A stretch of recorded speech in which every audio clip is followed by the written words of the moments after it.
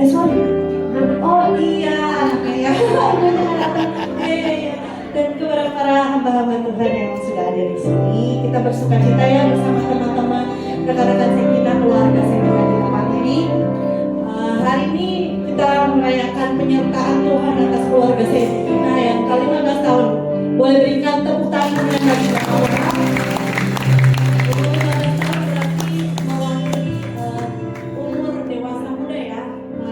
Mulai beranjak dewasa gitu. Jadi kita sama-sama semakin dewasa di dalam Tuhan, bertumbuh dalam Tuhan. Haleluya. Mari kita sama-sama bangkit berdiri.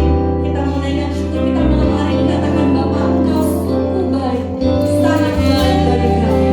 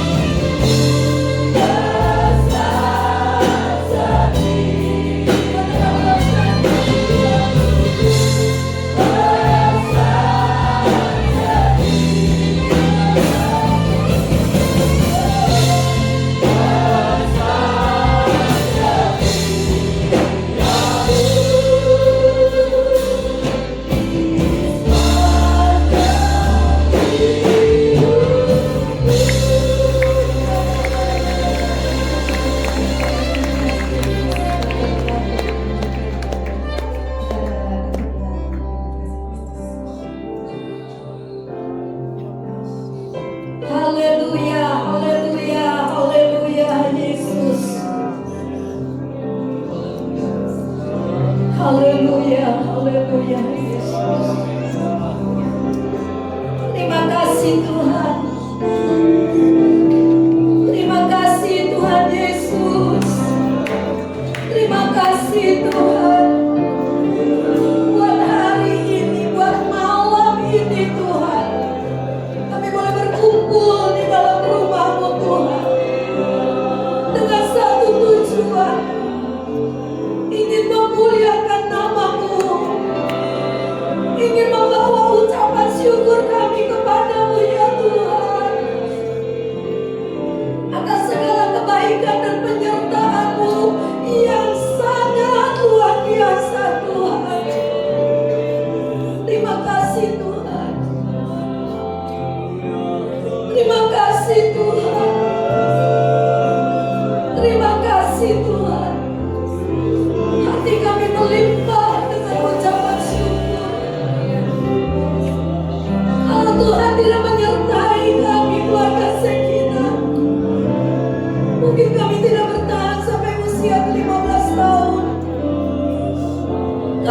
Tuhan yang membela pekerjaanmu Tuhan. Mungkin kami tidak kuat sampai hari ini Tuhan, tapi kami bersyukur ya Bapa. Di usia yang ke-15 keluarga Sekinah tetap setia kepadamu Tuhan. Kami boleh merangkul banyak keluarga-keluarga muda bukan karena kekuatan kami, tapi ada kuasa Tuhan yang bekerja di tengah-tengah kami, sehingga keluarga-keluarga muda senang untuk bergabung. Semakin kami merasakan pimpinanmu Tuhan, semakin kami merasa kami ini tidak ada apa-apanya Tuhan, kalau bukan Engkau yang menyertai. Sebab itu Tuhan, kami berterima kasih keluar dari dasar hati kami yang paling dalam. Malam ini kalau kami berkumpul, kami mohon urapan-Mu, kuasa-Mu bekerja di tengah-tengah kami, mengurapi Tuhan pemimpin pujian, mengurapi singa, pemusik, pengatur LED, sound system, mengurapi kami semua Tuhan, mengurapi hamba-Mu Bapak Pendeta Ludwig Sairang yang malam ini ada di tengah-tengah kami, yang akan menyampaikan kebenaran firman Allah, supaya kami keluarga-keluarga muda, keluarga-keluarga senior semua dikuatkan Tuhan. Oh haleluya, haleluya, haleluya Yesus. Kami boleh semakin berakar, bertumbuh, berbuah di dalam Engkau. Itulah yang kami rindukan Tuhan. Kami serahkan ibadah kami dari awal, pertengahan hingga akhirnya dalam tangan-Mu yang penuh dengan kuasa. Kami serahkan di dalam kuasa Roh Kudus yang boleh menguasai hati dan pikiran kami, lidah, bibir, mulut kami Tuhan, sehingga apa yang kami lakukan sungguh-sungguh untuk Tuhan. Teman-teman kami yang masih dalam perjalanan Tuhan, lindungi sampai di tempat ini dengan selamat. Kami yang sudah ada di sini, ikat kami dengan kuasa darah-Mu yang suci Tuhan. Segala kuasa jahat, kuasa setan yang ingin mengganggu, yang ingin merampas sukacita yang Tuhan sediakan pada malam ini, kami berdoa di dalam nama Yesus Kristus, kami usir keluar segala kuasa yang bukan daripada Tuhan.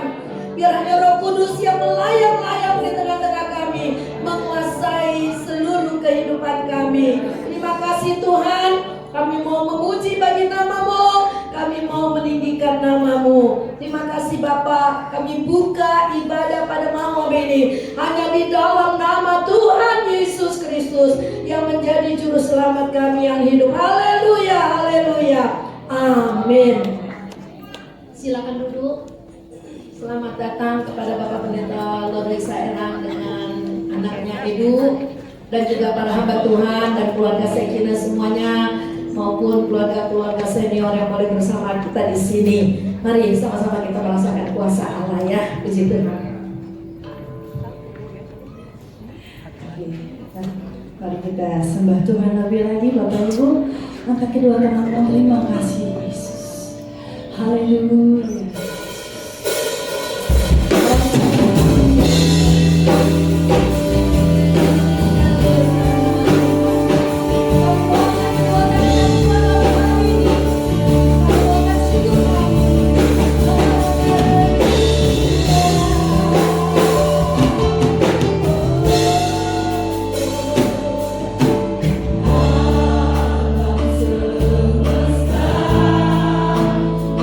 Melukis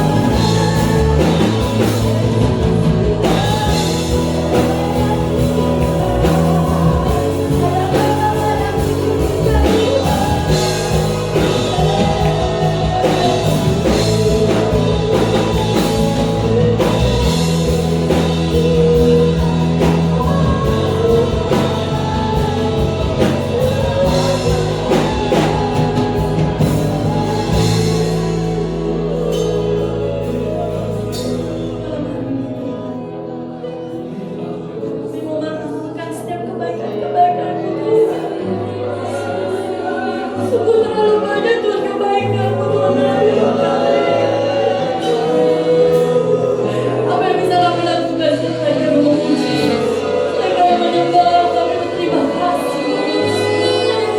Angkat suaramu, katakan Yesus, Yesus. Haleluya,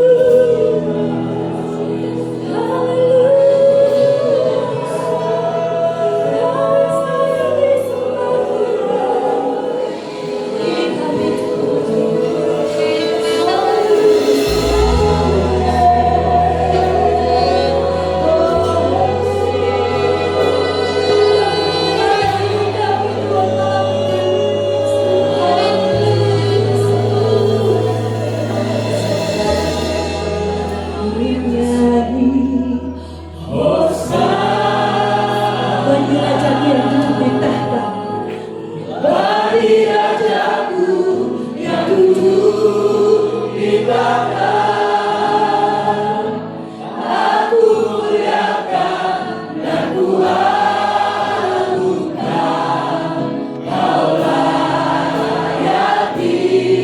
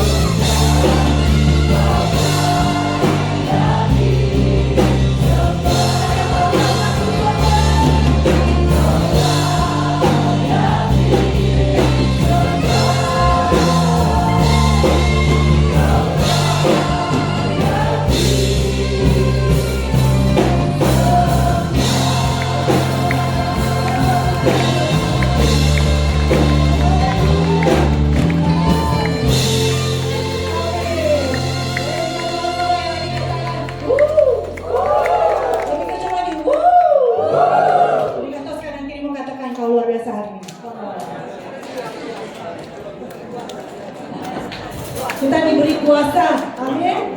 Saudara, kita mau pakai kuasa dalam kuasa Kristus yang luar biasa.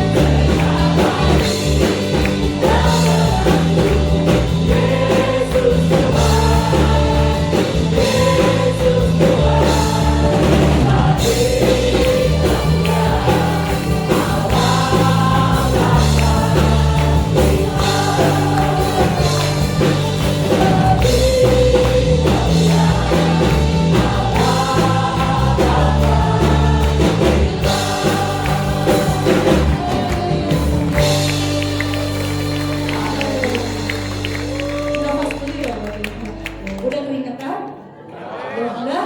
Saya belum ada lihat keringetan ini. Berarti kita masih siap melompat ya, lebih dari pemenang. Amin. Haleluya. Kita akan pujian lebih dari pemenang. Kita coba dapat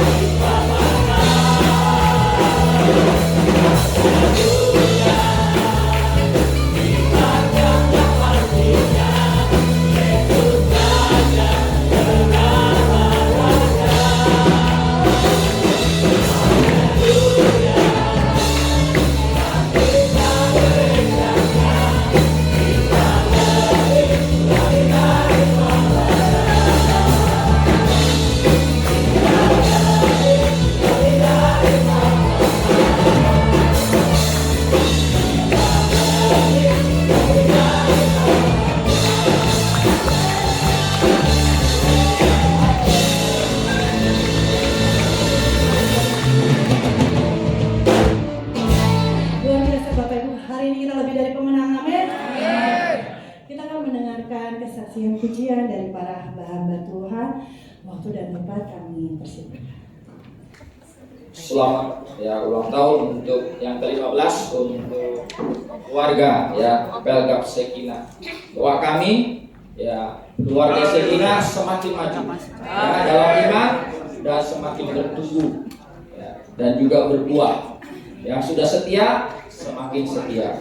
Yang belum setia mari setia ya. Usia 15 bukan usia yang sedikit tapi sudah banyak. Jadi biarlah semakin maju, semakin berbuah, semakin menjadi berkat. Tuhan Yesus memberkati. Kita akan nyanyikan lagu. Ya ada beberapa yang saya sudah share lagunya ya di WA.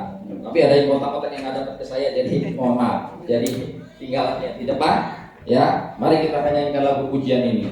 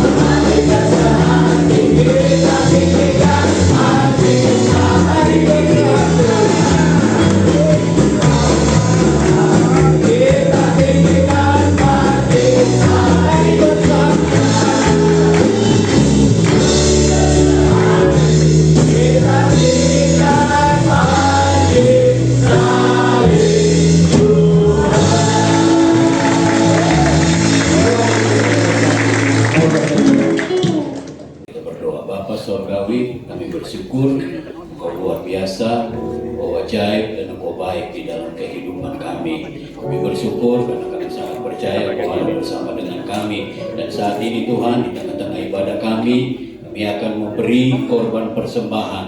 Tuhan tolong, biarlah pemberian kami beri dengan dasar cinta akan Tuhan, sehingga Tuhan pemberian kami boleh berguna bagi pelayanan pekerjaan-Mu. Dan Tuhan yang dipuji, dipermuliakan dan dibesarkan. Kami akan memberi persembahan dalam nama Tuhan Yesus Kristus. Haleluya. Amin.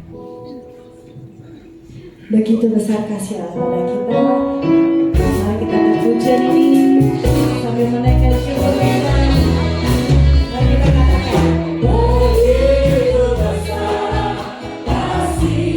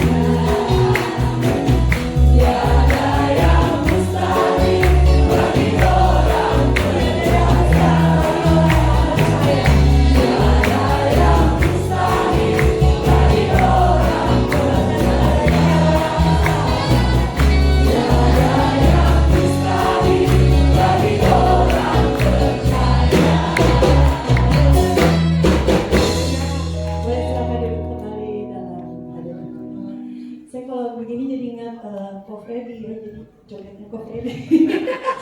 Lagi kita akan menyiapkan hati kita untuk menyewa firman Tuhan. Katakan kami mau terhubung denganmu Tuhan. Haleluya. Kasih-Mu layak seluruh hidup kami. Tuhan yang memampukan kami untuk melakukan apa yang kami lakukan saat ini. Sebab itu Tuhan kami mau siapkan hati, tubuh, jiwa dan raga kami.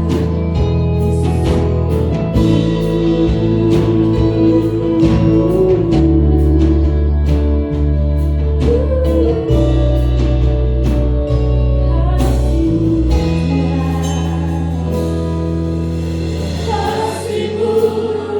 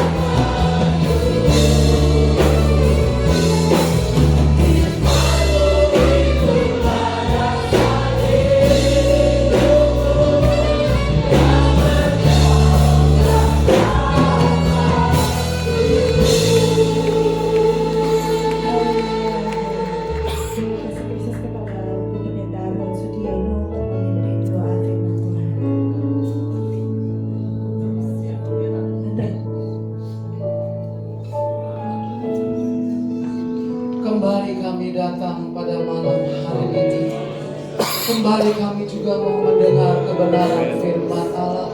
Kembali kami memohon Allah mengurapi setiap hati, terlebih mengurapi hamba-Mu yang Engkau percayakan pada malam hari ini.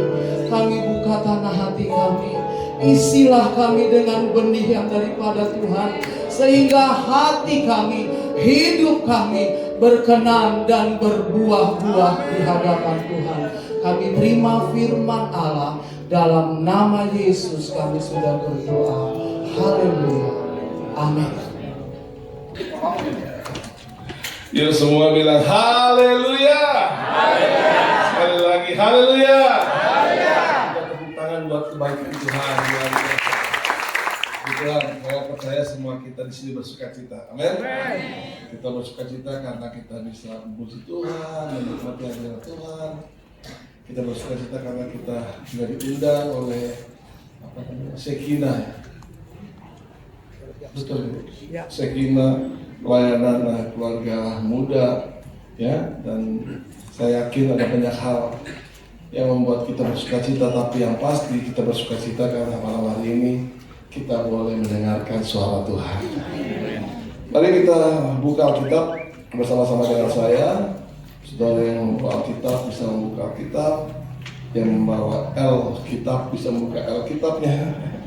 Dalam Yohanes pasal 15 ayat 16, saya akan mulai dari ayat ini untuk mengawali pemberitaan firman. Yohanes 15 ayat 16. Begini bunyi firman Tuhan, saya baca dalam terjemahan baru 2 TB2. Bukan kamu yang memilih aku, tetapi akulah yang memilih kamu. Aku telah menetapkan kamu supaya kamu pergi dan menghasilkan buah, dan buahmu itu tetap, supaya apa yang kamu minta kepada Bapa dalam namaku diberikannya kepadamu. Saudara, dalam kekristenan itu ayat ini bisa dikategorikan sebagai rukun, bukan sunnah. Kalau sunnah itu saudara kerjakan, saudara dapat rezeki, pahala, nggak dikerjakan ya nggak apa-apa. Tapi kalau ayat ini itu sifatnya rukun, wajib.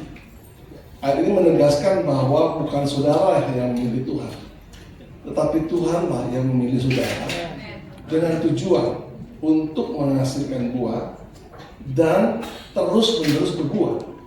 Buahmu tetap. Dan ternyata ukuran di mata Tuhan, ukuran keberhasilan itu bukan seberapa banyak saudara mendapatkan harta, tapi seberapa banyak saudara menghasilkan buah. Karena kemudian dengan buah itulah saudara akan menemukan perkenanan Tuhan. Jadi kalau saudara cari harta, saudara tidak akan menemukan perkenanan Tuhan. Tapi kalau saudara cari buah, kejar buah, menghasilkan buah, maka saudara akan menemukan perkenanan Tuhan. Itu kalimat yang terakhir berbunyi, supaya apa saja yang mau minta kepada Bapa diberikan kepadamu. Artinya dengan menghasilkan buah kita telah mendapatkan perkenanan Tuhan. Jadi menjadi murid Kristus, menjadi pengikut Tuhan, pengikut Kristus, syarat yang penting yang wajib kita kerjakan, rukun hukumnya, bukan sunnah, rukun hukumnya, itu adalah menghasilkan buah dan hidup terus-menerus berbuah.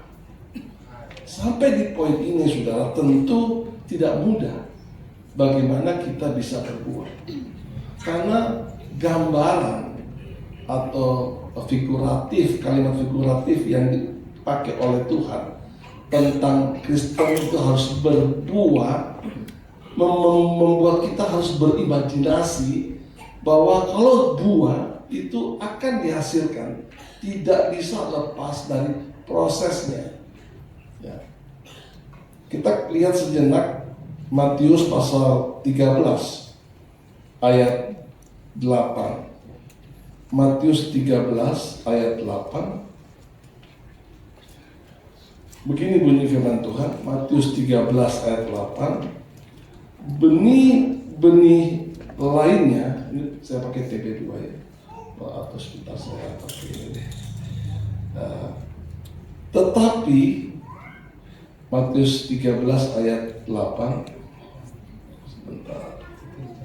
Dan sebagian jatuh di tanah yang baik, lalu berbuah. Ada yang 100 kali lipat, ada yang 40 kali lipat, ada yang 30 kali lipat. Artinya kekristenan itu juga ada tingkatannya. Dia harus berkembang, bertumbuh. Ada yang ukurannya 30 kali lipat, ada yang 60 kali lipat, ada yang 100 kali lipat maksimal. Dan itu ukuran dari berbuah. Saya nggak tahu seberapa banyak persentase dalam hidup saudara sudah berbuah. At least paling tidak 30% lah dari 100% hidup saudara sudah harus berbuah. 30% dari 24 jam waktu saudara adalah waktu untuk berbuah. Jadi kalau 30% itu 24 berapa ya? 6 jam, 7 jam setengah. 8 jam ya. 8 jam waktu saudara itu waktu untuk berdoa paling tidak. Ya. Dan lebih maksimal kalau saudara bisa sampai 60 jam. 60 jam. 60%. Artinya itu 12 jadi berhitung kita nih ya. 16 jam bisa berbuah. 14,4 jam. Paling tidak 16 jam. Saya nggak tahu lah ya saudara, kita susah lah kalau 24 jam. Tapi kalau Kristen yang maksimal tidurannya berbuah. Ya dok ya. Ada loh saudara, istri itu waktu menikah susah tidur. Karena suaminya kalau ngorok itu seperti kereta zaman dulu tuh.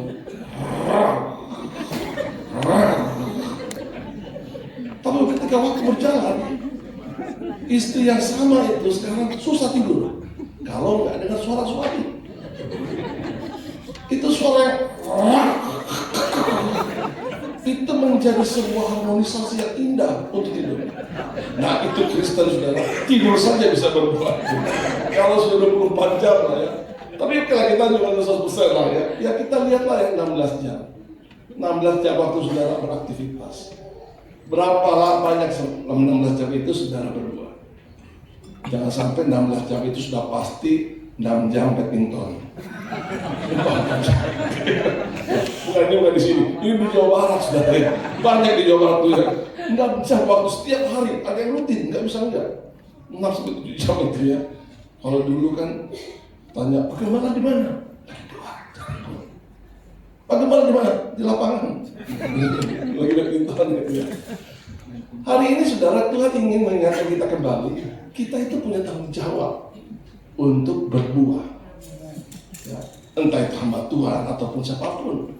Saudara boleh beraktivitas, bekerja. Tapi bukan berarti saudara tidak bisa berbuah. Saudara sebagai karyawan, pekerjaan saudara bisa menjadi berkat, saudara sudah berbuah. Saudara hanya sebagai seorang pedagang, bertemu orang, dan bercerita, dan cerita saudara itu memberkati, itu sudah berbuah. Banyak hal yang bisa saudara kerjakan dalam hidup saudara, dan saudara bisa tetap berbuah. Sehingga buah itu menjadi sesuatu yang alamiah dalam hidup saudara. Nah, proses buah itu, kalau kita lihat dari Matius 13 ayat yang kita baca, tidak bisa lepas dari proses berakar dan proses bertumbuh. Soal benih nggak mungkin salah. Itu dia. Karena firman benih itu adalah firman Tuhan. Firman Tuhan itu selalu benar. Tapi yang sering kali jadi salah adalah proses berakar. Dan yang menjadi salah adalah proses bertumbuh. Karena hanya berakar saja, tetapi tidak bertumbuh, gagal berbuah. Apalagi gagal berakar. Kan saudara lihat tahu lah cerita Matius pasal 13 ini kan. Ada pohon benih yang jatuh di pinggir jalan. Sudah pasti tidak berakar. Betul ya? Karena kemudian benihnya langsung diambil oleh burung. Ada benih yang jatuh di tanah batuan. Berakar, tapi nggak mendalam. Gagal berakar. Akhirnya tidak berbuah. Ada yang jatuh di tanah penuh semak duri. Berakar berhasil, tapi gagal bertumbuh. Karena pengaruh duniawi begitu menghimpit sehingga gagal berbuah. Saudara, penting dalam hidup kita berakar. Benih yang baik itu harus benar-benar menghidupi saudara. Mari saya ingin contoh dalam hidup Abraham. Dalam kisah Abraham, dalam Kejadian pasal 12, saya lihat sebentar ya. Ya. Mau cari asing. Boleh. Kayak terkurung di sini.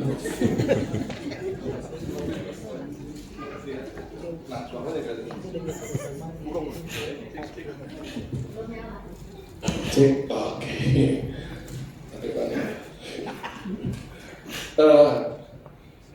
Abraham, Kejadian 12 ya.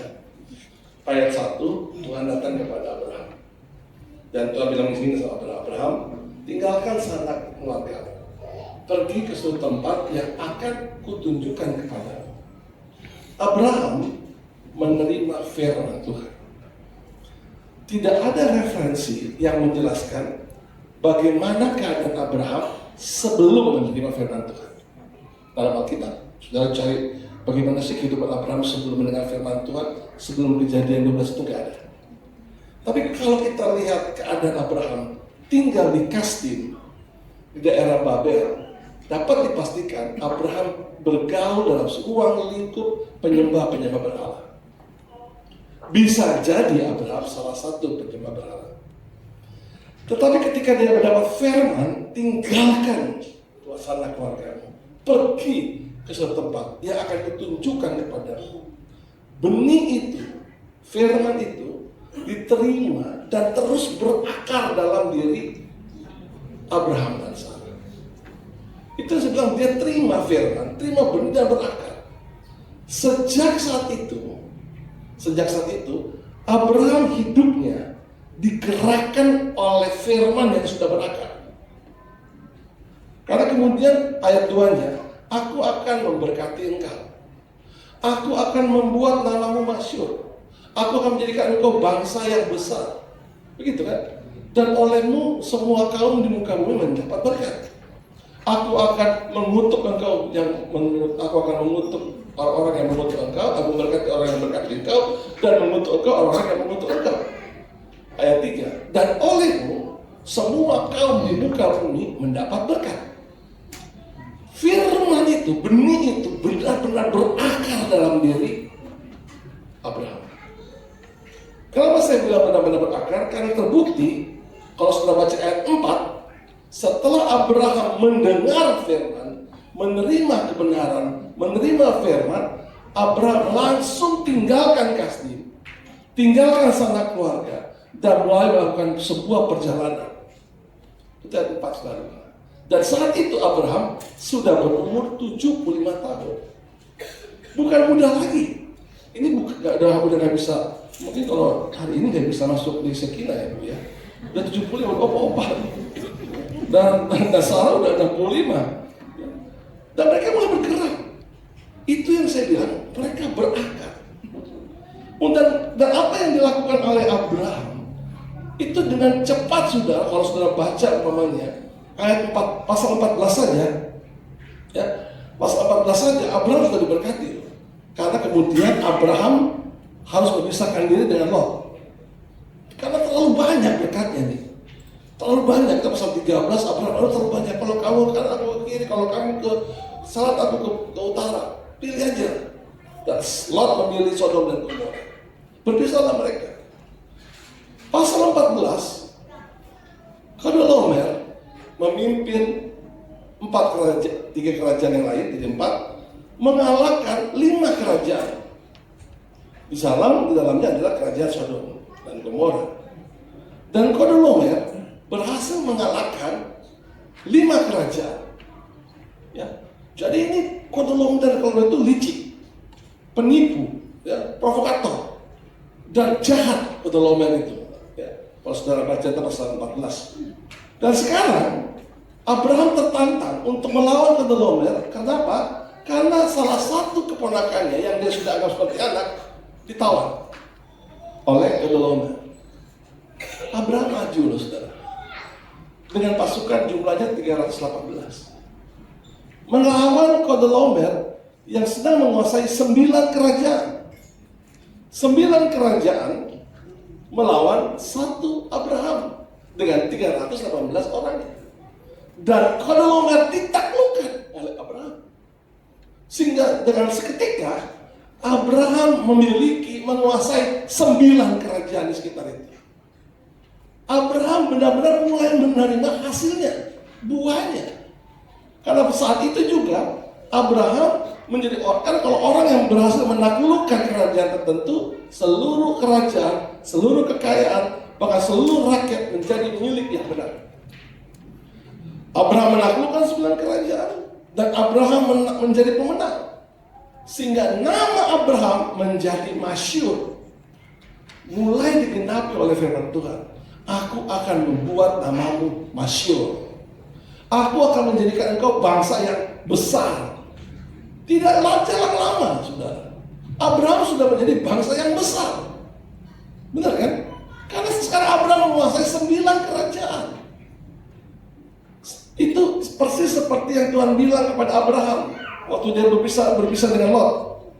Lihat ke utara, lihat ke selatan, lihat ke barat, lihat ke timur. Sejauh mata aku memandang, sejauh itu milik kepunyaan. Itu yang membuat Abraham yakin maju lawan Chedorlaomer. Karena dia tahu setiap benih firman itu sudah berakar dalam hidupnya. Dan berakar itu cukup membuat kita cukup kuat untuk terus-menerus bertahan. Harusnya kita ini, hidup kita mulai digerakkan oleh firman Tuhan. Kalau kita mulai hidup kita digerak oleh firman Tuhan seperti Abraham, Tuhan akan nyatakan berkatnya yang saya sebut itu unstoppable blessing. Berkat yang gak bisa dihentikan. Betul ya? Pasal 14 Abraham mendapat kekayaan. Ingat ya, itulah kali pertama Abraham bertemu dengan Melkisedek dan semua kekayaannya 10% diserahkan kepada Melkisedek. Tapi kemudian kan sudah tahu ya, Abraham mendapatkan janji. Ya. Ayat 7, pasal 17, Abraham akhirnya punya anak. Itu kan padahal sudah tahu waktu Abraham punya anak, Abraham sudah umur 100 tahun. Sarah sudah berumur 90 tahun. Itu kalau 90 tahun udah nenek-nenek, udah nggak muda lagi. Abraham juga ini kakek so tua, so 100 tahun deh. Tapi karena kuasa Tuhan, nggak ada yang bisa hambat. Amin nggak saudara? Amin. 90 tahun. Ya. Seandainya sudah dengar kabar, ada berita, Ibu Nila hamil. Sudah ketawa sumpah. Bayangkan tuh heboh, Ibu Nila ini hamil, heboh. Padahal Nila umur belum 90 kan? Belum. Harusnya masih mungkin sih ya. Tapi bayangkan kalau tiba-tiba tuh ada berita yang masuk di koran, YouTube, masuk di Deddy Corbuzier, Deddy Subargo, wawancara, podcast. Ya bagaimana ibu bisa hamil? Begitu ya. Itu pasti heboh. Tapi begitu juga pada zaman itu, nenek umur 90 tahun tangan itu udah gemeter. Ini udah mulai bongkok. Benar gak sih? Tiba-tiba tangan gemeter hilang. Makanya kan waktu Sarah tertawa, karena Sarah bilang begini, aduh, mana mungkin aku birahi sama suamiku. Karena Sarah lihat Abraham udah peot. Abraham juga lihat Sarah, tambah peot. Mana mungkin? Apa yang salah dalam betul? Tangannya udah sangat boros, saudara. Tapi kalau berkat Tuhan nyata, karena akarnya akan tetap ada, bagi Tuhan nggak ada yang mustahil. Itu yang membuat tiba-tiba nenek-nenek salah tiba-tiba gemetarnya hilang, bungkuknya tegak, jalan sombong sudah. Itu umur 90 tahun jalan sombong luar biasa, dan pasti Tuhan memberikan kemudahan bagi Sarah untuk melahirkan. Sebab kalau nenek-nenek umur 90 tahun dia ngeden, itu semua urat serap dari kepala sampai kaki putus lagi semua. Tapi karena Tuhan beri kemudahan, ya mungkin saat itu Sarah mulai putus. Keluar Sarah. Bagi Tuhan gak ada yang mustahil. Selama kita mau berakar di dalam Tuhan. Jadi pastikan benih firman itu berakar. Benih firman itu mulai menggerakkan hidup saudara. Berani berkata tidak sekalipun suasana yang mustahil untuk ditolak. Karena ini enak benar, nyaman benar. Berani berkata ya sekalipun ini sukar dan sulit. Karena kita tetap yakin bagi Tuhan tidak ada yang sulit. Itu karena firman yang berakar. Hari ini sudah tantangan yang terbesar adalah begitu sulit sekali menemukan gereja, maaf ya, yang membuat jemaatnya berakar. Sulit. Sekarang disodorkan dengan sesuatu yang sifatnya menghibur. Kalau saudara perhatikan dalam urutan penabur itu, ada benih yang jatuh di tanah bebatuan, cepat bertumbuh tapi nggak berakar, begitu kan? Yang tanah yang kedua kan, cepat bertumbuh. Saudara kalau mau cari gereja yang enak, duduk kalau lama sedikit bisa ketiduran karena aslinya dingin, banyak. Saudara mau cari pengkhotbah yang bisa stand up comedy, banyak. Ya, pokoknya lucu ya. Bahkan biasanya pendeta yang begitu ada fansnya sendiri, fanbase-nya ada, saudara. Banyak. Tapi kalau itu menjadi dasar saudara bergereja, tidak berakar. Kita bersyukurlah ya. Tidak membanggakan gereja kita, tapi gereja kita cukup kuat untuk mengajak jemaat berakar. Dan ini penting. Sekalipun keadaannya sulit, sukar, tetap bertahan. Itu menunjukkan Kristen yang berakar. Kita menghidupi firman. Apapun keadaannya, baik atau nggak baik, kita tetap menghidupi firman. Karena proses berakar itu menjadi penting buat kita. Jika tidak, saudara, tantangan dan pergumulan itu nggak mudah kita hadapi. Seperti saya bilang tadi, kita ini ya saudara, sudah ada di era yang namanya era postmodern. Bahkan teologi yang berkembang sekarang itu namanya teologi postmodern. Ya, termasuk di dalamnya teologi progresif, teologi kemakmuran, itu semuanya teologi postmodern. Dan seringkali membuat orang tidak berakar. Saya dengar tuh ada pendeta ya, badannya bertato. Dia cerita, waktu bertato dia tanya Tuhan. Tuhan nggak jawab, dia puasa 1 hari. Tuhan nggak jawab, akhirnya dia puasa 3 hari. Tuhan nggak jawab, dia puasa 3 hari kali 2. Akhirnya hari ke-7 Tuhan jawab, oke anakku, engkau kuizinkan bertato. Saya cari di Alkitab. Kapan Tuhan izinkan bertato? Gak ada. Tapi itu kan teologi postmodern, belajar untuk menerima keadaan. Ya. Begitu dia bertato, Tuhan bicara sama dia, hai anakku, engkau telah melakukan sesuatu yang menyenangkan hatiku. Karena rumahku terlihat indah. Ngaco, saudara. Emang kalau teologi yang kebablasan postmodern seperti itu, suka-suka dia aja lah. Maunya gimana? Nah saudara, itu di luar sana itu banyak kayak gitu loh saudara. Ya, mendingan kayak kita nih belajar Alkitab terus, itu jauh lebih baik saudara. Tapi di luar sana banyak sekali yang memberikan kebebasan orang untuk berteologi akhirnya seperti itu. Sehingga dalam teologi yang progresif lah, apalah, macam-macam. Akhirnya membuat seorang makin tidak berakar. Dia pikir dia berakar, tapi tidak berakar. Ini sulitnya saudara ketika kita belajar mengkompromikan orang. Sehingga kita tidak berakar. Saudara, saya nggak tahu saudara pernah dengar nggak ya, tentang Jared Wilson. Ya, saya kasih ada gambarnya nggak bisa tampilin. Ini Jared Wilson saudara, hamba Tuhan yang luar biasa. Kamu juga. Nah, ganteng kan saudara. Umurnya 30 tahun. Dia salah satu pastor dari tim pastor Harvard Fellowship Church. Jemaatnya 15.000. Ini termasuk mega church. 15.000 jemaat. Dipakai Tuhan luar biasa. Anaknya 2, satu cowok, satu cewek. Istrinya cantik, anaknya 2. Ini keluarga muda. Ya. Dia bangun satu pelayanan namanya Anthem of Hope. Itu seperti panti rehabilitasi untuk menolong orang-orang yang loneliness, kesepian, dan depresi. Karena dia tahu loneliness itu pintu gerbang untuk bunuh diri. Sehingga waktu dia buka pelayanan itu, ribuan orang datang ke panti rehabilitasi. Dan ribuan orang sembuh oleh panti rehabilitasi. Dia kembangkan panti rehabilitasi 2 tahun aja. Dari umur 28 sampai umur 30.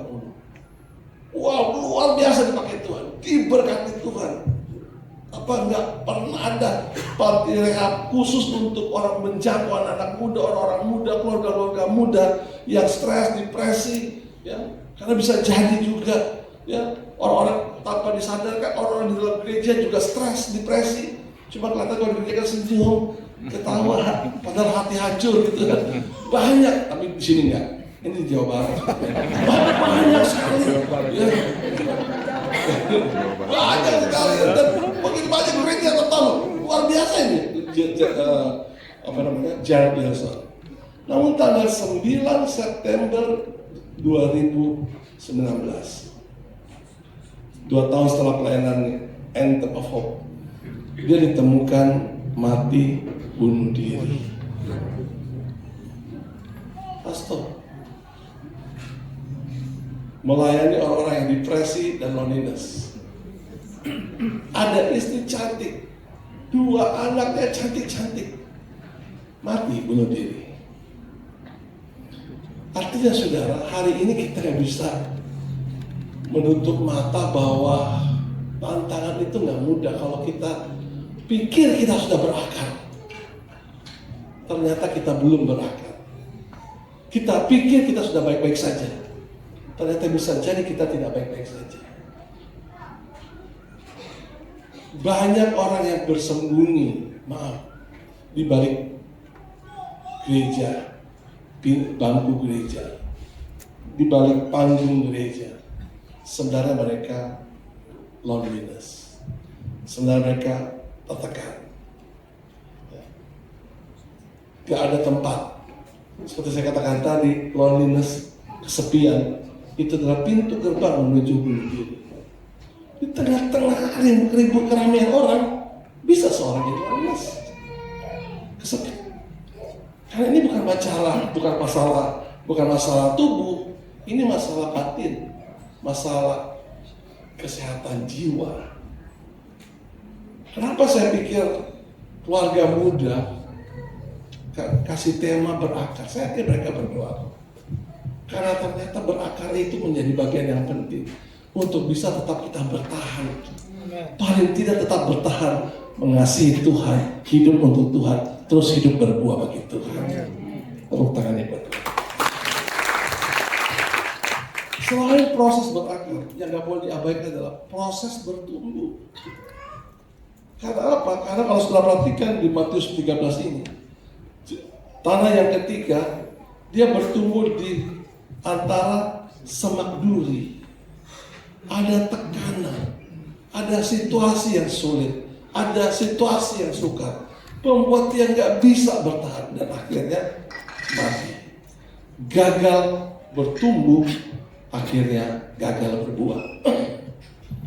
Kita ada di situasi yang sebenarnya tidak lagi mudah, sulit. Ya. Tadi saya baru jelaskan salah satu pendeta, Jared Wilson. Secara finansial pasti menjadi berkati, tetapi secara hubungan ada sesuatu yang tidak beres. Hari ini juga banyak saudara, ya, secara hubungan baik-baik saja, dengan istri baik, dengan anak baik, tapi mungkin finansial sudah bermasalah, sehingga menghasilkan tekanan yang berbeda.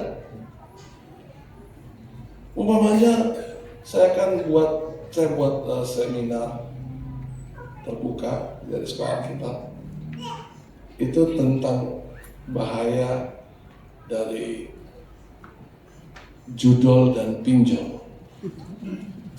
Banyak ya saudara, ternyata banyak yang suka pinjol gitu. Saya pikir di sini nggak ada. Jangan bilang-bilang. Itu banyak sekali saudara. Ya kan sekarang begitu lagi, aduh, tapi susah nggak ada duit. Ini cuma kalau di gembala, 2 bulan kita kasih perpuluhan. Tiba-tiba masuk ke posan, Anda butuh uang, hubungi, saudara, puji Tuhan, ini jawaban dari Tuhan. Kan, orang langsung klik lagi, oh Tuhan jawab doaku, pinjol, saudara. Itu bukan jawaban, itu bodoh, saudara.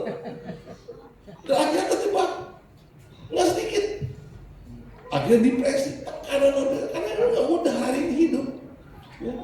Beberapa jemaat, nggak tahu jemaat, kalau jemaat yang lain ada beberapa yang lagi sulit. Ya. Nggak mudah jadi berdagang, berbisnis itu nggak mudah hari ini. Ya. Jemaat saya usahanya jual sarang burung walet. Ya. Hari ini sulit loh saudara. Karena apa ya? Karena pertama kirim sarang burung walet itu ke Cina, kan cuma Cina konsumennya. Sulit karena ternyata pokoknya dari Vietnam, Malaysia nggak perlu pesawat, mereka lewat darat sudah sampai ke Cina. Sukar, sulit dan nggak mudah menghadapi. Yang tadinya mudah sekarang mulai susah, sukar. Dan nggak heran seringkali kita menghadapi situasi yang terjepit seperti sepak dur yang menekan kita, membuat kita nggak mudah lagi. Ya. Saya nggak tahu, saudara, ya, bayar uang sekolah anak, ya, kuliah, mau apa lagi? Ya kuliah paling besar, ya. Nggak murah sekarang kuliah. Apalagi kalau anak kita bukan nggak pintar, pas-pasan, ya. Ikut untuk nggak bisa, ya pas-pasan, sulit sudah. Ya. Coba masuk sini jalur ini, kan banyak jalur tuh, smart, apalagi mandiri, prestasi, skuter, skuter, wah, cari semua, susah juga, tak mudah. Teman-teman kita mesti siap terima uang kan? Anak kita nggak mungkin dong. Anak kita udahlah, ngapain sih? Jadi bantuan sekolah kita aja lah. Padahal dia pengen lain, pengen jadi bisnismen, dia pengen jadi ahli komunikasi, ahli komputer. Tapi bapak dia udahlah sekolah kita aja lah. Ya gampang. Nanti kita hubungi Om Noah diberes. Gampang biasanya begitu. Tapi ini bukan di Abad Tuhan di Banten, ya bukan. Jawa Barat. Udah susah. Sekolah kita aja. Ya, kalau di Beijing murah 1 juta sebulan. Kuliah repot. Padahal anak mau berprestasi. Loh, kan alasan tadi kan sulit, saudara suka. Puji Tuhan anak saya, enggak saya suruh-suruh.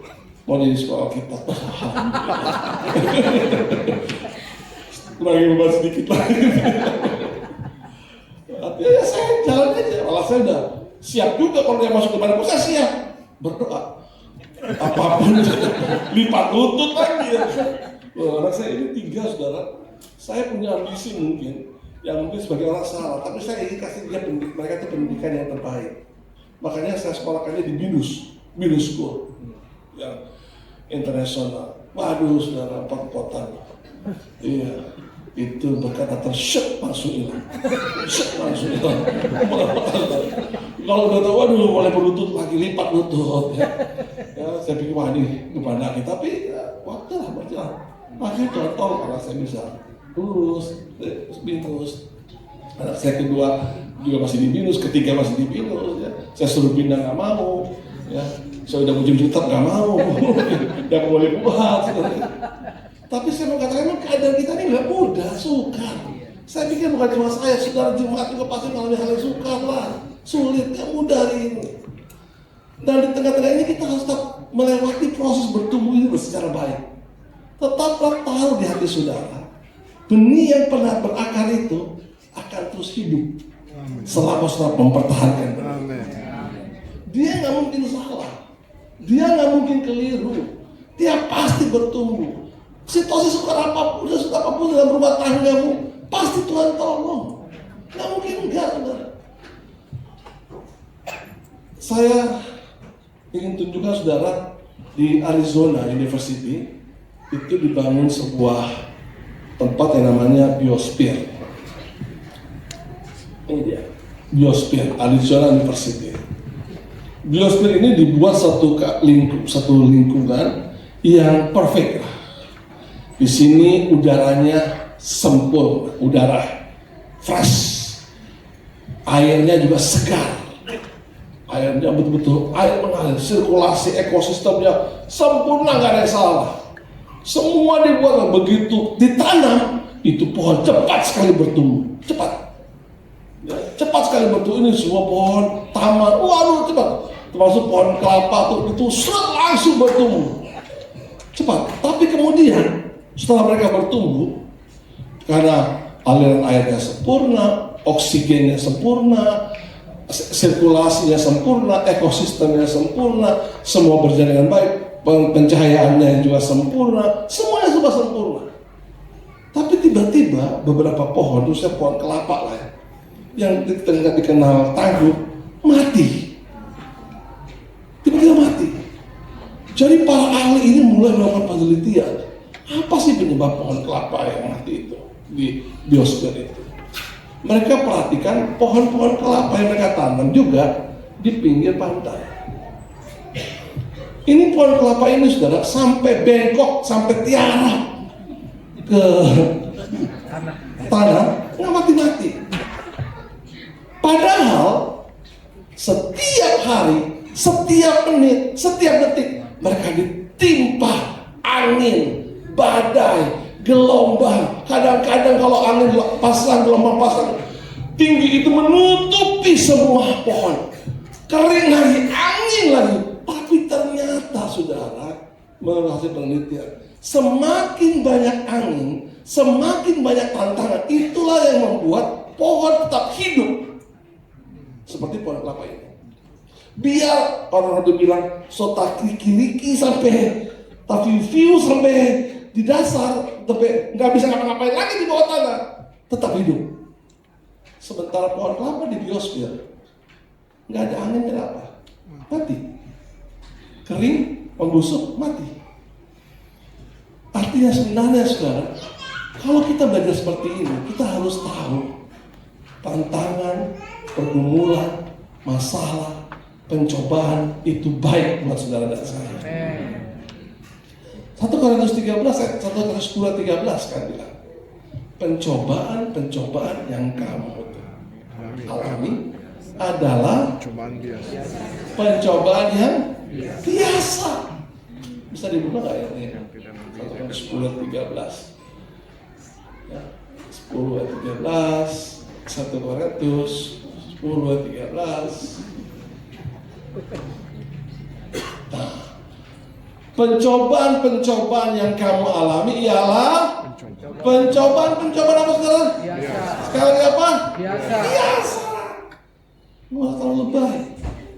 Aduh, mau mati. Nggak kuat. Biasa.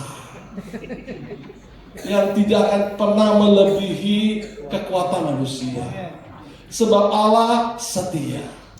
Dan Ia tidak akan membiarkan kamu dicobai melampaui kekuatanmu. Pada waktu kamu dicobai, Ia akan memberikan kepadamu jalan keluar sehingga kamu dapat menanggungnya. Katakan amin.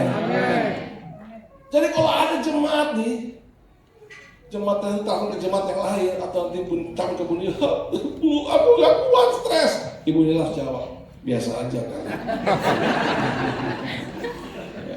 Ini bapak gembala kalau ada jemaat bilang, mati kita om. Jawab mereka, biasa aja kali. Ini pencobaan yang kamu hadapi adalah pencobaan yang biasa. Baik buat kita, supaya kita semakin kuat. Sehingga kita semakin kuat di dalam Tuhan. Sebab pengalaman di dalam Tuhan itulah yang membuat saudara dan saya semakin hari semakin kuat. Tidak mudah menyerah. Karena apa? Karena semuanya menjadi semakin hari semakin tangguh kita. Kita tidak akan mudah menyerah. Percayalah Tuhan pasti tolong saudara. Ya. Nggak mungkin Tuhan biarkan saudara. Tahun lalu saudara, anak saya dari SMP masuk SMA di BINUS juga, plus adik-adiknya dan kakaknya masih ada tunggakan. Total saya mesti bayar 110 juta. Wah, itu pergumulan saudara. Saya ngomong ke anak saya berdua, kamu mau nggak pindah? Pindah kemana? Lagi di mobil dia. Ini sebelah SMP negeri. Dia langsung sedih juga. Bahkan waktu saya ngobrol dia nangis. Karena anak saya ini ada urusan lah ya, sampai akhirnya dia bisa lepas dan dia sulit berteman. Dan sekarang dia bisa berteman. Jadi aduh hancur deh. Saya bilang apa nih saudara? Jadi selagi pergumulan itu saya bilang kita berdoa. Jadi, anak saya pertama ikut. Setiap malam kita berdoa, kumpul doa. Kita nggak bisa berapa lagi, doa aja. Bagi Tuhan ada yang mustahil. Doa terus saudara setiap malam. Apalagi istri saya. Ya, kadang-kadang sampai puasa tiara. Iya, karena anak dong. Ya, saya juga doa. Ya, mau bilang gimana? Kan nggak mungkin saya telepon salah satu jemaat. Boleh pinjam duit? Itu kan pinjol rohani. Iya, pinjol juga tapi rohani lah. Ya enggak lah. Saya bilang, kalau saya ada jemaat yang bisa, enggak lah. Doa terus. Sampai tiba-tiba saudara muncul kelas list. Jadi daftar nama anak-anak kelas di kelas masing-masing. Anak saya tiga-tiganya nggak muncul. Kalau yang pertama dia cuma tanya, udah bayar belum? Tenang deh. Tapi yang kedua mulai panik. Jadi gimana kalau nggak bayar? Aduh, ya gimana doanya? Akhirnya saya minta ke sekolah. Ngobrol lah, bagian keluarga. Saya bilang gini, saya nggak ada uang sebanyak itu. Bapak ada uang berapa? Saya bilang bisa nggak? 5 juta. Aduh. Terus Bapak sisanya berapa? Terserah Bapak Bapak tanggal 18 Juli, sisanya mau sudah semua ya. Siap. Tapi harus tangan dulu. Tangan seperti jika tidak bayar kan gitu ya. Maka siap menerima sanksi akademis. Selanjutnya keluar. Saya tanda tangan. Kalau cuma tanda tangan, gampang gitu. Tangan aja sudah tanda tangan. Oke, besoknya nama listnya muncul. Ya, mulai senang sudah. Tunggu uang belum lunas nih. Ya, tunggu sampai tanggal 18. Doa tanggal 18. Saya ingat tanggal 18 itu saya ada pelayanan ketemu sama Tuhan lah, ngumpul-ngumpul. Kasih renungan, habis itu terus ngobrol-ngobrol, besuk. Saya besuk. Teman anak pendeta sakit, saya besuk. Ada 2 sakit, 2 tempat saya besuk. Jauh-jauh aja pulang udah jam 7 sampai di rumah. Anak saya tanya, gimana? Udah ada? Belum. Gimana belum? Ya udah. Ini tanggal 18. Ya kita doa ya. Lagi siap-siap, udah saya mau berpulang kan dari Madrid. Saya masih bunyi. Coba temen saya ngobrol bla bla bla bla bla bla. Kita ada sertifikat rumah. Terus mau apa? Boleh nggak pegang kita punya sertifikat, kita ambil uang? Soalnya mau ambil di bank susah. Dia bilang begini, emang kalau di bank ada bunga? Nggak mungkin. Iya kita tahu, makanya kita minta ada kalau ada teman atau jemaat ada yang 0% tanpa bunga. Jangan bercanda. Iya ada. Betul? Iya betul. Oh, ya udah deh. Mau perlu berapa dia bilang gitu? Kita perlu 105 juta untuk ada. Oh, ya udah. Kirim aja nomor rekening ke sini. Ini sudah nomor rekening, saudara harus tahu itu jemaatnya. Jangan sekali-sekali tanya nomor rekening sama pendeta. Itu selain tanggal lahir, tanggal nomor rekening juga pasti hafal. Begitu tanya, tapi saya kan tanya dulu. Emang gimana? Iya kirim juga kemari. Jadi saya bilang, oh betul ini? Iya, siapa saya gitu? Sedih dong ini. Nanti, pakai bahasa Manado ya. Nanti kita, cepat kirim kemari. Ih, saya kaget sudah. Nanti dia, cepat kirim kemari. Saya tanya lagi, jangan bercanda lah. Serius. Dia bilang ini, benar malah saya bercanda. Serius, saya cepat kirim ke sini. Wah, ini benar. Saya tanya 2 kali lagi nih. Jangan bercanda ah. Serius. Karena saya takut tiba-tiba dia bilang, bercanda. Aduh. Dia bilang cepat kirim. Oke, kita kirim deh. Langsung saya send nomor rekening saya. Nomor saya BCA 467 117. Siapa tahu begitu betul. Setelah nomor saya send, ini handphone saya pegang terus. Setiap notifikasi bunyi, bukan lagi. Bukan lagi.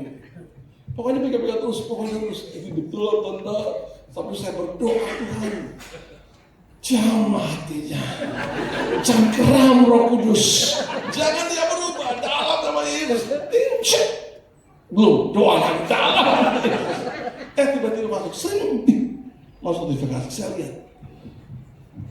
Lalu saya baca, saudara, dia kirim 115 juta. Waduh. Nggak apa, saudara, kalau mau haleluya juga. Haleluya. Kaget saya takut lagi, bos. Sekarang panggil bos. Ini terlalu banyak kirim. Dia bilang gitu sama saya. 105 for anak anak, 10 for Nana. Saya bilang, terima kasih ya. Tuhan berkati, harus cepat-cepat saya ambil. Nggak perlu tanya lagi, bercanda, enggak. Terus saya ketemu anak. Uang sudah ada. Bayar, saya orang kaya. Bayar semua, virtual account, beres. Kita doa ucap syukur. Senang gitu ya. Tapi kalau ini ceritanya, tadi saya ngomongnya pinjam. Ya, saya nggak mau minjem. Jadi di pikiran saya ini, minjem. Ngembaliin 100 juta, ini 105 juta ini gimana? Pusing. Entahlah. Saya pegang firman Tuhan kan. Kesusahan hari ini cukuplah untuk hari ini. Besok gak kamu khawatir tak apapun juga. 3 bulan kemudian, saya diundang khotbah dan saya pakai putih. Depan syukur seperti ini. Saya di depan, panggil khotbah. Saya sampai di khotbah. Mari kita buka Alkitab ayat yang saya buka seret. Saya lihat teman saya yang kasih uang langsung kepikiran 150 juta. Ini langsung deg-degan, saudara. Ayat firman seperti hilang. Aduh, kita mau apa? Tiap kali saya lihat dia 105 juta. Aduh, oh Tuhan. Ini pergumulan nih, gak main-main lah. Saya khotbah, sudah saya lupa pun. Saya nggak mau lihat. Semua saya set. Aduh, 105. Setelah selesai khotbah, saya doain yang ulang tahun. Amin, doa berkat. Saya langsung kan semua langsung merapatkan mereka. Saya lihat dia merapat, saya juga merapat. Jadi saya mendekat, saya bilang, ada yang kita bicara. Susah. Kita so tahu orang bicara apa saya. Tapi saya nggak berani mentua. Saya dekati lagi. Begini, supaya kita sukacita, ngana juga sukacita. Itu 105. Itu berkat dari saya buat kamu. Gak usah ingat lagi. Nah, ini sudah boleh tepuk tangan dulu. Tapi saya tunggu 3 bulan, itu kebayang terus 105 juta. Saya mau katakan hal penting, saudara. Kalau kita tak bertahan, sekalipun di situasi yang sulit, Tuhan nggak mungkin biarkan saudara. Tuhan nggak mungkin tinggalkan saudara. Situasi sesukar apapun, kejepit apapun, tetap bertahan sama Tuhan. Tetap bersaudara sama Tuhan. Karena bagi Tuhan tidak ada yang mustahil. Dia sanggup melakukan perkara yang besar. Tanda kita sedang bertumbuh, itu berarti kita terus-menerus terhubung dengan Tuhan. Selama kita terhubung dengan Tuhan, itu tandanya kita terus bertumbuh. Tetap percaya firman Tuhan, tetap berdoa. Situasi yang sulit, datang kepada Tuhan. Saya ingat dulu waktu gereja di resolusi, datang ke MD, waktu itu almarhum Om Jerompas. Oh ini warga begini, lurahnya begini, camat bilang begini. Dijawab dia, berdoa Jo. Begitu berdoa Jo. Mau bilang berdoa Jo. Saya pikir capek-capek datang ke Sukabumi sudah berdoa Jo. Tapi ternyata saudara, dengan berdoa kita terhubung dengan Tuhan. Pelayanan terus berjalan. Semua berjalan dengan baik. Saya alami itu juga. Dalam keadaan yang sulit, tersukar, apa sih kita mesti kuat? Datang kepada Tuhan. Tetap terhubung kepada Tuhan. Ada nggak firman yang belum sudah kerjakan? Kerjakan. Ada nggak kehendak Tuhan yang belum sudah lakukan? Lakukan. Ada nggak nasar yang pernah sudah ucapkan dan nggak pernah sudah ucapkan? Lakukan. Karena itu membuat saudara dan saya tetap terhubung dengan Tuhan. Dan kalau kita terhubung dengan Tuhan, percayalah apapun yang kita butuhkan, Tuhan pasti penuhi, puaskan, bahkan berikan berlipat-lipat kali ganda. Malam ini mari kita datang kepada Tuhan. Dengan pergumulan, dengan situasi dan kesulitan dan sukar apapun, kita mau bangun hubungan kita dengan Tuhan. Ya. Kita mau benar-benar bukan hanya malam ini saja, tapi setiap saat, setiap waktu dalam hidup kita, kita tetap terhubung dengan Tuhan. Percayalah saudara, nggak ada cara lain yang bisa bertumbuh kecuali kita terhubung dengan Tuhan. Mari kita berdiri semua. Terhubung denganmu,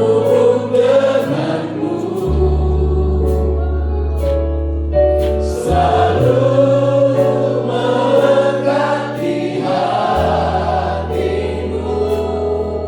Firman-Mu itulah dasar hidupku yang berdaulat atasku. Terhubung denganmu, selalu melekat, selalu melekati hatiku.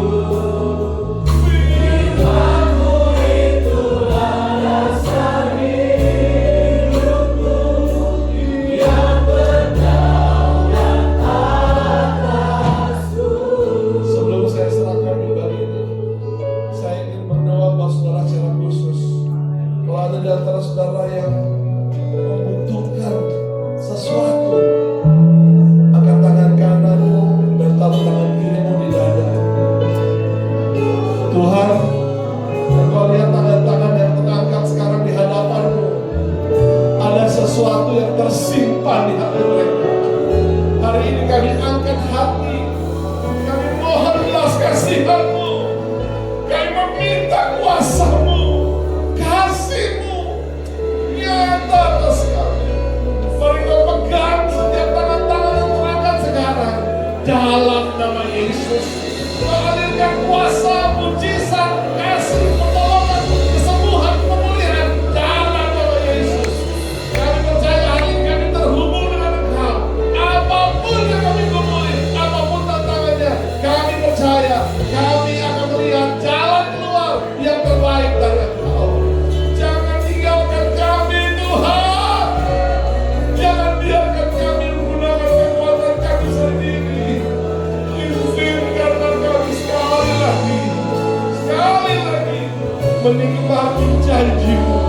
menikmati kuasa-Mu yang bekerja sempurna dalam hidup kami. Haleluya.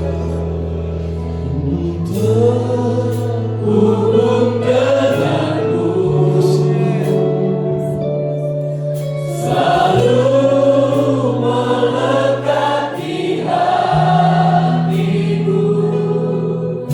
Firman-Mu itulah dasar hidupku yang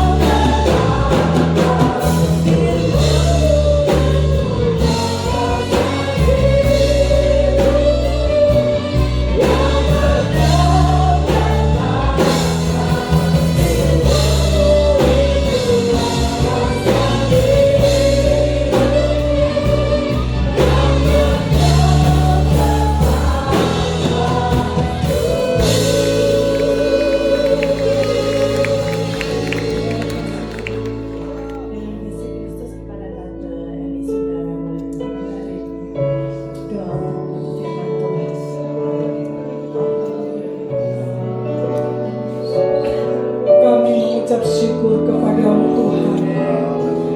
Apa yang Kau katakan lewat firman-Mu adalah janji-janji Tuhan yang akan kami alami asal kami mau terhubung hidup kami di dalam Engkau. Ajar kami boleh berakar iman kami terus di dalam Tuhan. Kedatipun menghadapi apapun, kami percaya bahwa Engkau tidak pernah meninggalkan kami, yang selalu berharap, yang selalu percaya kepadamu ya Tuhan. Kuatkan kami semua yang mendengar firman-Mu. Firman Tuhan tidak sia-sia, tapi benar-benar menjadi bagian dalam hidup kami semua. Berkati hamba-Mu yang sudah menyampaikannya, berkati kami semua yang mendengarkannya. Biarlah itu semua menjadi berkat dalam hidup kami. Terpuji nama Tuhan. Dalam nama Yesus Kristus kami ucap syukur. Haleluya. Amin. Terima kasih Tante. Silakan duduk Bapak Ibu. Kita diberkati oleh firman Tuhan. Amin. Tuhan sudah berikan jalan keluarnya sehingga kita dapat menanggung setiap percobaan yang Tuhan izinkan. Amin.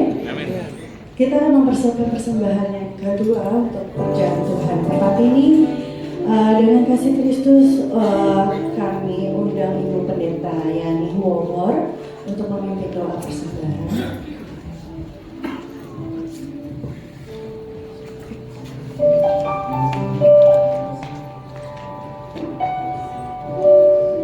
Mari kita bersatu. Terima kasih Bapa di surga, terima kasih kami sudah diberkati oleh kebenaran-kebenaran firman-Mu. Firman-Mu lah yang telah memberikan kekuatan bagi kami. Benar Tuhan, janji-janji-Mu yang Kau berikan bagi kami tidak pernah Engkau ingkari. Engkau Allah kami yang tidak pernah berdusta dalam hidup kami Tuhan. Janji-Mu ya dan amin. Terima kasih Bapa. Biarlah Tuhan sebentar kami akan memberikan korban persembahan. Kau berkati tangan-tangan yang memberikan untuk memberikan. Bila persembahan ini kami kembalikan untuk hormat kemuliaan nama Tuhan. Engkau Allah kami yang baik, Engkau telah memberkati kami, dan biarlah ajar kami untuk memberikan yang terbaik bagi Engkau Tuhan. Terima kasih Tuhan, inilah doa kami naikkan kepadamu. Kami alasan hanya di dalam satu nama, Tuhan Yesus yang menjadi juru selamat kekasih jiwa kami. Haleluya, amin. Mari kita berikan yang terbaik bagi Tuhan. Kita angkat pujian Tuhan Yesus baik.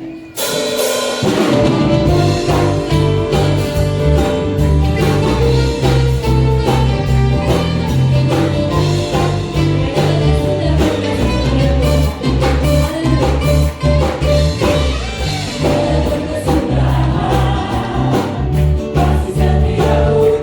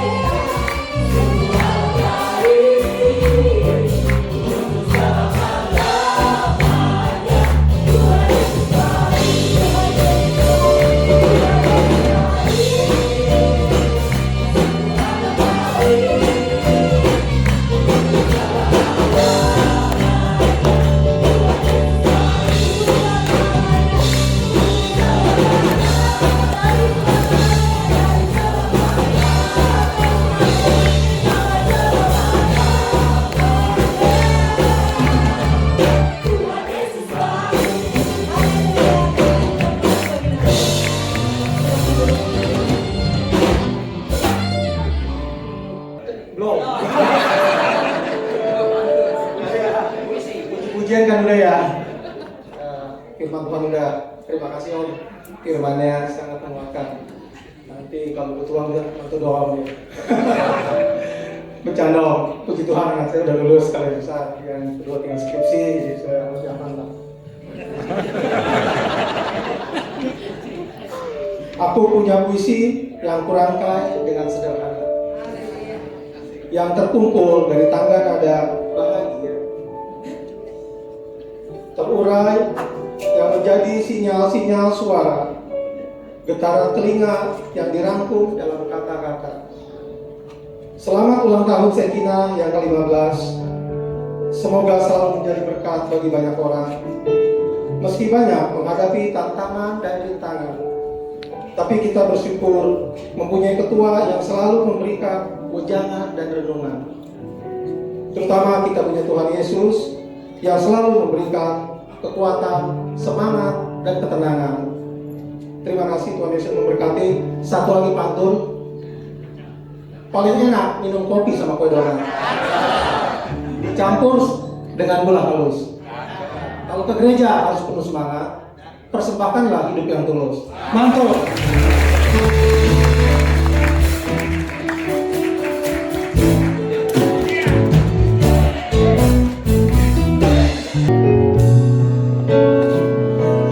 Hidup ini adalah kesempatan.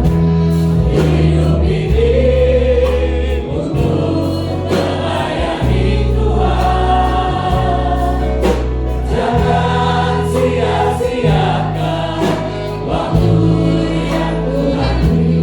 Hidup ini harus jadi berkat. Oh Tuhan, pakailah hidupku selagi aku masih kuat. Bila saatnya nanti ku tak berdaya lagi, hidup ini sudah jadi berkat. Oh Tuhan, pakailah hidupku selagi aku masih kuat. Bila saatnya nanti ku tak berdaya lagi, hidup ini sudah jadi berkat. Bila saatnya nanti ku tak berdaya lagi, hidup ini sudah jadi berkat. Segala puji hormat pengagungan kami kembalikan kepada Tuhan kami Yesus Kristus atas penyertaan dan pertolongan Tuhan. Rangkaian ibadah ucapan syukur Belgap Sekina yang ke-15 boleh berjalan dengan baik, dan kami percaya Tuhan sudah hadir memberkati kami semua, membawa kehidupan kami untuk tetap berakar, bertumbuh dan berbuah di dalam Tuhan. Di dalam nama Tuhan Yesus Kristus, hamba berdoa dan menyerahkan keluarga besar Belgap Sekina ke dalam tangan Tuhan. Diberkatilah keluarga rumah tangga mereka, diberkatilah usaha mata pencarian pekerjaan mereka, terlebih iman mereka semakin kuat di dalam Tuhan. Untuk setiap pelayanan yang mereka kerjakan, Tuhan yang selalu memampukan, mengurapi dan memakai seluruh keluarga besar Belgap Sekina dalam pelayanan, sehingga lewat apapun yang mereka kerjakan, nama Tuhan dipuji dan dipermuliakan. Mereka semua tetap kompak, sehati, sepikir dalam setiap pelayanan yang Tuhan percayakan. Kalau ada program-program pelayanan sepanjang bulan bahkan tahun ini, biar mereka semua kerjakan dengan hati yang tulus, dan Tuhan yang adalah sumber berkat memberkati mereka semua. Kami berdoa buat Ibu Nila, Tuhan selalu beri kekuatan dan kesehatan, hikmat dan kebijaksanaan untuk memimpin Pelkap Shekinah ini, melihat kemuliaan Tuhan terus dinyatakan. Terima kasih Bapa untuk rangkaian ibadah pada malam hari ini. Kami percaya setiap kami sudah diberkati oleh Tuhan, baik yang melayani, seluruh kami yang hadir, kami terima kekuatan yang baru. Oleh sebab itu kami akan mengakhiri rangkaian ibadah ucapan syukur pada malam hari ini. Sebentar kami akan pulang kembali ke rumah kami masing-masing. Penyertaan Tuhan menjadi sempurna dalam hidup kami. Boleh tiba di rumah dengan selamat, penuh dengan sukacita. Bahkan sampai nanti malam kami beristirahat dalam perlindungan Tuhan. Boleh bangun lagi besok pagi dalam keadaan tubuh yang sehat, kuat, baru menjadi bagian kami semua. Terima kasih Bapa yang baik. Damai sejahtera Allah yang melampaui segala akal memelihara hati dan pikiran kita semua. Mari mengangkat tangan tinggi di hadapan Tuhan. Sebelum kita kembali, mari kita terima berkat. Haleluya, haleluya. Pulanglah kita semua dengan membawa berkat dari Allah Bapa, cinta dan kasih sayang dari Tuhan kita Yesus Kristus, persekutuan, pimpinan dan pertolongan dari Allah Roh Kudus akan menyertai kita semua mulai malam hari ini, besok, bahkan sampai Maranatha. Tuhan Yesus akan datang kembali dan membawa kita semua masuk dalam kemuliaan yang besar. Demi nama Tuhan Yesus Kristus kami berdoa dan mengakhiri ibadah kami pada malam hari ini. Haleluya. Mari semua yang percaya berkata Amin.